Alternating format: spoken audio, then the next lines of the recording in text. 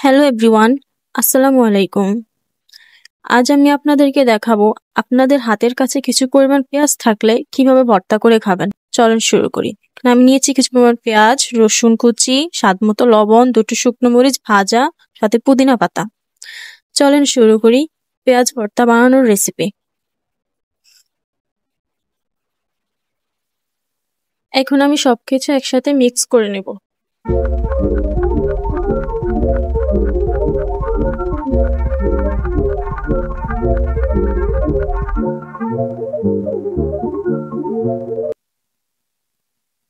So finally তৈরি হয়ে গেছে আমাদের পেঁয়াজ ভর্তা। আপনারা যদি ঝালের পরিমাণ বেশি খেয়ে থাকেন তাহলে ঝাল বাড়িয়ে দিতে পারেন এবং স্বাদের জন্য সরিষার তেল ব্যবহার করতে পারেন।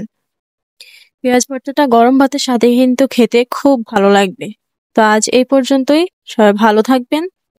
আল্লাহ হাফেজ।